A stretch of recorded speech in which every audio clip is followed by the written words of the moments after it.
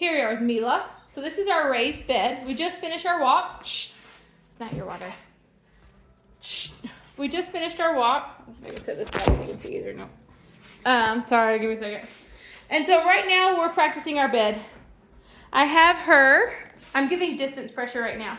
So that's where I stand at her face. No matter where her face goes, I'm moving it. Sorry, she stood up as soon as I was starting the video. I wanted to kind of start it on a different spot, but this is the most important part really, is learning how to give distance pressure. So you can see I'm just staying with her face. I'm moving all over and I'm just applying this pressure. So I'm not touching her like contact pressure of that leash when we're lifting up the weight of an apple. Right now, I'm just standing in front of her. So she has the transitional leash still on her neck. You can't see because she's so cute and fluffy. But it's in a slip lead mode. It's not around her nose anymore. The reason I left the leash on her is so when she gets off, because she's gonna get off a bazillion times, I am able to step on that leash and take her back to her bed without touching on her too much. So when I come in for my training walk, I put her on her bed. I take that transitional leash off the nose, and right now I'm just walking C shapes around her. Sorry, I have the phone backwards, so it's making it extra difficult. I'm walking C shapes. All I'm doing is helping her get used to this perimeter, right? If you don't have a raised cot, go ahead and order one now from Amazon. It'll take a couple days to get to you, but it is so important. It helps the training process go so much easier. You can do it without one, but you're not gonna be successful or as successful. You're like making your work times 500. So just get a raised cot, let it get to you, put it in. They have lots of different colors or styles, but get one. It's also nice for this hot girl. I can move it over by the air conditioner vent. There it is. And have the air blow on her, or if you have a ground one, you put the cots right on top of it and just blows her, which she would love. So I place the bed anywhere I want it to go. I can move the bed, I can have multiple beds, but whenever I place her on a bed, she has to stay there until I get her off. I get her off by grabbing that leash or her collar and pulling her off the bed. Again, we're not doing any verbal commands. I don't want her to reacting to the word okay, or let's go, or come inside. I want her to just wait for the tug. So right now I'm using, I could do it. I was trying to use distance pressure to get her back to her bed. I couldn't do it, that's okay, it's our first day. So I used that leash to place her back on her bed, and now I'm applying distance pressure again to have her put her bum down. So at all times while in the home, Mila will be on this bed or in her reflection space.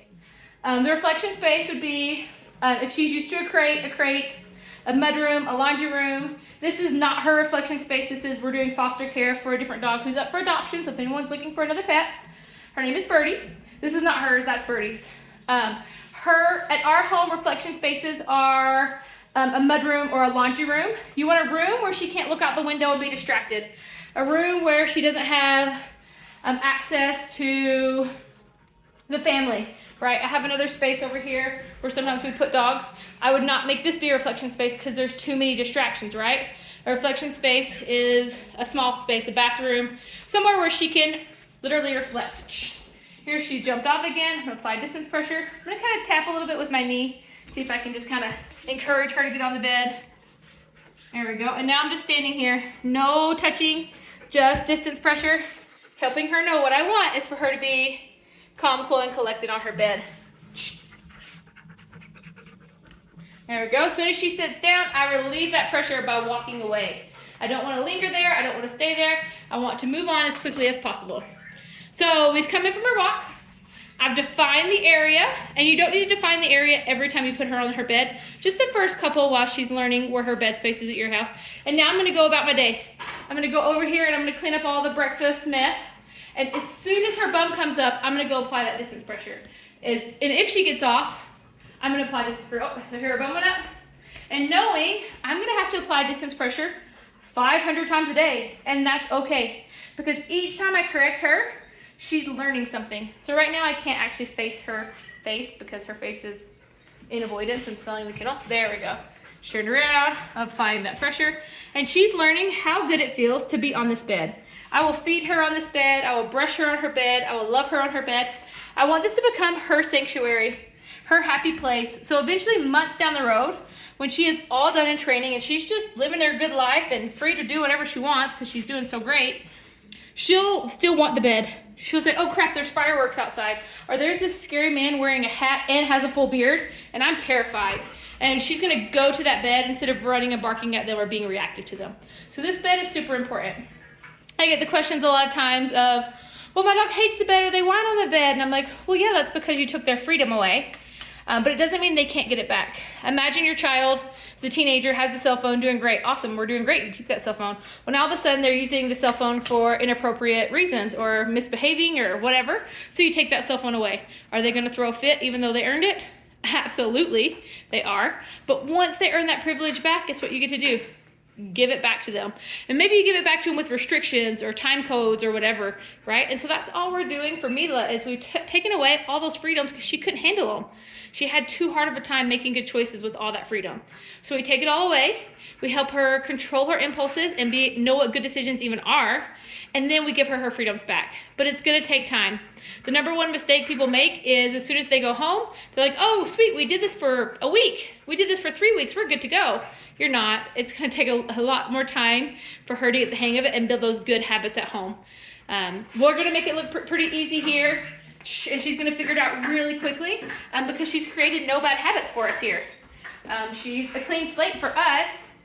She has habits that we're breaking, but she's never had them for us in her home. So the training process goes really fast, which is why she's only here for 5 days. But teaching it to the home so you can be consistent, so when she goes back, she knows what is expected of her is super important. So just know you're gonna take your time. It's okay if she whines or barks, which she hasn't. Rav will, the other one, you're gonna see him throw some fits, I think. But she's not. Great, if she does, that's totally fine. I complain too in the beginning when I have to eat salads because I'm almost 40 now, like, ugh, I hate that. But you know what? It's better for me and I will feel better for it. So we're loving our dog despite how she might at first feel, because later she's gonna feel really good about it. So we're gonna chill her on the bed for an hour or so and then we'll move on to reflection.